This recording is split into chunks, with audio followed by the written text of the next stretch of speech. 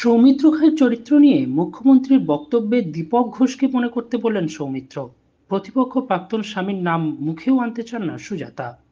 বাঁকুড়ার রায়পুরে নির্বাচনী জনসভায় বক্তব্য রাখতে গিয়ে তৃণমূল সুপ্রিমো তথা মুখ্যমন্ত্রী মমতা ব্যানার্জি বলেন, তার দলের প্রার্থী সুজাতা মণ্ডলের সঙ্গে ওই একই বিষ্ণুপুর লোকসভা এলাকার প্রতিপক্ষ বিজেপির প্রার্থী সৌমিত্র খাঁর ডিভোর্স হয়ে গেছে কিনা জানেন না, কিন্তু তিনি যদি এদের ফটোগুলো খুলতে থাকেন তাহলে বিষ্ণুপুরের মানুষজন বুঝতে পারবেন বিজেপি কত আদর্শবান দল। কার্যত তিনি বিজেপি প্রার্থী সৌমিত্র খাঁর চরিত্র নিয়ে কটাক্ষ করেন। এ বিষয়ে প্রশ্ন করা হলে সৌমিত্র খাঁ প্রথমেই মমতা ব্যানার্জিকে দীপক ঘোষকে মনে রাখার নিদান দিয়ে বলেন, তার প্রতিপক্ষ তৃণমূলের প্রার্থী সুজাতা মণ্ডলের সঙ্গে ডিভোর্সের আগে স্বামী স্ত্রী তাদের অনেক ছবি তোলা ছিল, সেটাই স্বাভাবিক। কোথায় কি পুরনো ছবি ছিল সেসব নিয়ে মাথা না ঘামিয়ে বরং তার ভাইপোর কটা রাশিয়ান বান্ধবী আছে সেসব নিয়ে ভাবুন। এদিকে সুজাতা মণ্ডল জানান, তিনি বহু আগেই তার দলের নেত্রী মমতা ব্যানার্জিকে তাদের ডিভোর্স হয়ে যাওয়ার কথা বলে থাকলেও কাজের চাপে হয়তো তিনি ভুলে গিয়ে ভুল করে বলে ফেলেছেন। আর সাধারণ মানুষজন অনেকেই অফ ক্যামেরা জানান, এমনিতেই তারা বিষ্ণুপুরে নিত্য নতুন রাজনৈতিক বিনোদনে মজে আছেন, কিন্তু তাই বলে একজন একটা গোটা রাজ্যের মুখ্যমন্ত্রী তিনি কিভাবে কলতলার ঝগড়ার মতো অন্যের বিবাহিত জীবনে ঢুকে পড়ে কার কি স্বামী স্ত্রী থাকাকালীন ছবি তোলা ছিল সেসব দেখা, সংগ্রহ করে রাখা, প্রকাশ্য জনসভায় সেসব তুলে ধরে হুমকি দেওয়া, এসব করে নিজেকে নিজের পদকে হাসির খোরাক করেন একজন দায়িত্বশীল মুখ্যমন্ত্রীর কাছ থেকে তারা বারবার এ ধরনের আচরণ আর প্রত্যাশা করেন না। আরাফাত টাইমসের রিপোর্ট। আর একজন বিষ্ণুপুর নাইবা বললাম, তার জানি না ডিভোর্স হয়েছে কিনা, তার স্ত্রী দাঁড়িয়েছে সেখানে, এবং তার যদি আমি ফটোগুলো খুলি তাহলে বিষ্ণুপুরের মানুষ বুঝতে পারবেন বিজেপি কত আদর্শবান দল। যারা মিথ্যে কথা বলে বেড়ায়, সব ছবি আমার কাছে আছে। আজ বাঁকুড়ার রায়পুরে মুখ্যমন্ত্রী মমতা বন্দ্যোপাধ্যায় আপনার উদ্দেশ্যে বলেছে, বিষ্ণুপুরের সাংসদের কোথায় বাদই দিলাম, ওর যদি এক একটা ফটো আমি বের করি তাহলে বিষ্ণুপুরের মানুষ বুঝে যাবে উনি কত আদর্শবান। কি বলবেন? প্রথমে বলবো যে আপনি দীপক ঘোষকে মনে করুন দিদি, আর আমি চাইছি আপনি সামনে নিয়ে আসুন। এইবার স্বামী স্ত্রী কোথায় কোন পুরনো ছবি থাকলো, তার ছবি দিলেন, সেটা আলাদা ম্যাটার। শুধু এটুকুই বলবো, দম থাকলে অরিজিনাল ভাবে নিয়ে আসুন। মিথ্যা বুজরুকি বাঁকুড়ার মানুষকে দেবেন না, বিষ্ণুপুরের মানুষকে দেবেন না। আপনার ভাইপো চোর হতে পারে, সবিতকা চোর নয়। আপনার ভাইপো চরিত্রহীন হতে পারে, 4টে রাশিয়ান পুষতে পারে, সবিতকা কোনো মেয়েকে পুষেনি। প্রথমে আমার নেত্রীকে আমি প্রণাম জানাই, আজ বাঁকুড়ার মাটিতে পা রাখার জন্য, পদার্পণ করার জন্য। কারণ ওই মানুষটাকে দেখেই আমরা তৃণমূল কংগ্রেস সকলে করি। আজ বাঁকুড়ার রায়পুরের মাটিতে নেত্রী যে কথাগুলো বলেছিলেন বা বলেছেন সেগুলো সত্যিই সত্য, এবং নেত্রী জানেন আমার ডিভোর্স হয়ে গেছে বিষ্ণুপুরের বিজেপি প্রার্থী বিদায়ী সাংসদের সাথে। ওই নোংরা লোকটার নাম আমি মুখে আনতে চাই না, আপনি জানেন আমি ফুটেজও দিতে চাই না, বাট আমার নেত্রী বলেছেন একটা বিষয়, আমি জাস্ট সেটা আপনাদের ক্লিয়ার করে দিতে চাই। নেত্রী জানেন, কিন্তু বিবিধ চাপের মধ্যে হয়তো নেত্রী একটু মিস করে গেছেন। নেত্রী আমাকে নিজে গত বছর যখন প্রশাসনিক সভায় এসেছিলেন, আমি বাঁকুড়া রবীন্দ্র ভবনে নেত্রীকে বলেছিলাম, প্রণাম করেছিলাম, আশীর্বাদ নিয়েছিলাম যে দিদি আমার ডিভোর্স হয়ে গেছে।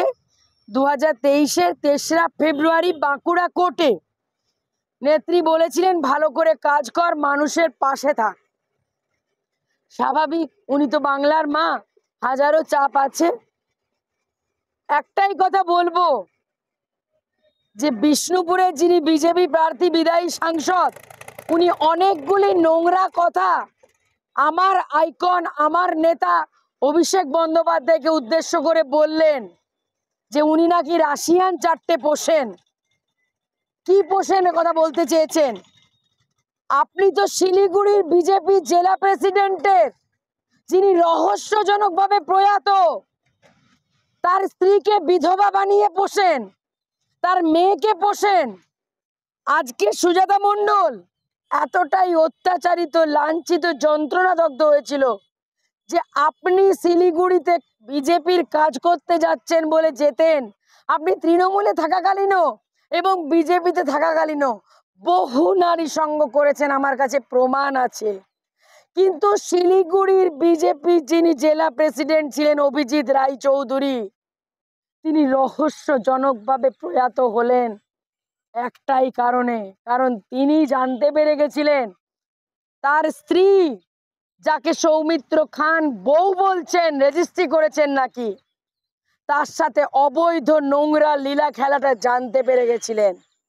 সেই কারণে 2019-এ 23শে মে বিষ্ণুপুরের বিজেপি প্রার্থী পুনরায় সাংসদ হয়েছিলেন। আমি সেই লড়াইটা করেছিলাম কিছু মানুষকে নিয়ে। মানুষ বিশ্বাস করেছিল আমার লড়াইকে, কিন্তু বিশ্বাস করুন আমি বুঝিনি যে ওই নোংরা লোকটা শুধুমাত্র সুরাপান, নারী পান আর অবৈধ বিলাসিতা নিয়ে মেতে থাকবেন, বিষ্ণুপুরের লোকসভার মানুষকে 10টা বছর ধরে ঠকাবেন, কোনো উন্নয়ন করবেন না, মানুষের পাশে থাকবেন না, নিদেন পক্ষে বিজেপির কর্মীদেরও পাশে থাকেননি। আমি বিষ্ণুপুরের বিজেপি প্রার্থীকে বলতে চাই, আমাকে ঠকিয়েছিলেন ঠিক আছে, কিন্তু বিষ্ণুপুরের লোককে কেন ঠকালেন? লোকসভার লোককে কেন ঠকালেন? শিলিগুড়ির যিনি বিজেপির জেলা প্রেসিডেন্ট, তিনি পুনরায় নির্বাচিত হয়েছিলেন 2019-এর 6ই ডিসেম্বর। হঠাৎ করে তখন দিল্লিতে আমি জানতে পারি যে 2019-এর 8ই ডিসেম্বর শিলিগুড়ির ওই বিজেপির জেলা প্রেসিডেন্ট, যার স্ত্রীকে সঙ্গে নিয়ে উনি রাখেন, যার স্ত্রীকে বিধবা বানিয়ে উনি সঙ্গে রেখেছেন, যার মেয়েকে মেয়ে বলছেন, কারণ আমার সাথে ওনার ইস্যু কোনোদিন নেই আর হবারও সম্ভাবনা ছিল না। ওনারই শারীরিক কারণে আমি ওপেন চ্যালেঞ্জ দিচ্ছি আবারও। কিন্তু একটাই কথা বলতে চাই, যন্ত্রণা দগ্ধ হয়ে আমার বিষ্ণুপুর লোকসভার নারীদের কাছে আমি বিচার চাই। আজকে শুনে রাখুন, বিষ্ণুপুর লোকসভার যিনি বিজেপির প্রার্থী বিদায়ী সাংসদ, তিনি সাংসদ পুনরায় নির্বাচিত হয়েছিলেন 2019-এর 23শে মে। যার স্ত্রীকে উনি ভোগ করছেন, খারাপ লাগে নারী তো, আমি ছিলাম তার সাথে, অথচ আমাকে দিনের পর দিন নির্যাতন করে ঠকিয়ে উনি শিলিগুড়িতে কাজ করতে যাচ্ছেন বলে এই মহিলার সঙ্গে সঙ্গ করতে যেতেন অবৈধ, যেটা উনি স্ত্রী ওনার স্বামী মেনে নিতে পারেননি। তাই ওনার স্বামী যখন পুনরায় জেলা প্রেসিডেন্ট নির্বাচিত হয়, সেই ডেটটা আমি আবার আপনাদেরকে মিডিয়াকে বলছি, 2019-এর 6ই ডিসেম্বর। 8ই ডিসেম্বর উনি কলকাতা থেকে বহরমপুর হয়ে শিলিগুড়ি ফিরছিলেন। রোড অ্যাক্সিডেন্টে রহস্যজনকভাবে বহরমপুরের মোড়ে ওনার মৃত্যু হয়। আমি শুনেছি গাড়ির ড্রাইভার আজও পলাতক। হয়তো আমার এই বক্তব্য শোনার পর কাউকে ড্রাইভার সাজিয়ে দেওয়া হবে এবং গাড়িটির কিচ্ছু ক্ষতি হয়নি, কিন্তু ওই লোকটি জানতে পেরে গেছিল তার স্ত্রীর সাথে বিষ্ণুপুরের বিদায়ী সাংসদের অবৈধ সম্পর্কের কথা। তাই কি তাকে রহস্যজনকভাবে মৃত্যুবরণ করতে হয়েছিল? আমি কেন্দ্র এবং রাজ্যের ফরেনসিক টিমকে বলবো, শিলিগুড়ির ওই প্রাক্তন জেলা প্রেসিডেন্ট, যার নাম ছিল অভিজিৎ রায়চৌধুরী, যার স্ত্রীকে উনি বিধবা বানিয়ে যার সঙ্গে থাকেন, যার মেয়েকে মেয়ে বলেন বিষ্ণুপুরের বিজেপি প্রার্থী, সেই মৃত্যুটার একদম গভীরভাবে যে প্রকৃত সত্য বেরিয়ে আসুক, প্রকৃত তদন্ত হোক। কারণ এই লড়াইটা একটা ধর্মের লড়াই, ন্যায়ের লড়াই, সত্যের লড়াই।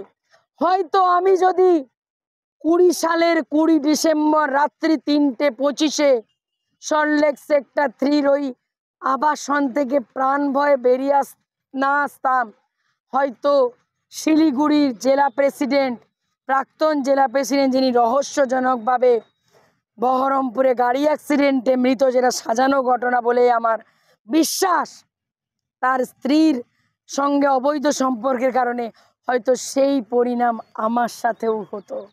তাই বিষ্ণুপুর লোকসভার জনগণের কাছে একটাই আমার দাবি, একটাই আমার আকুতি, আপনার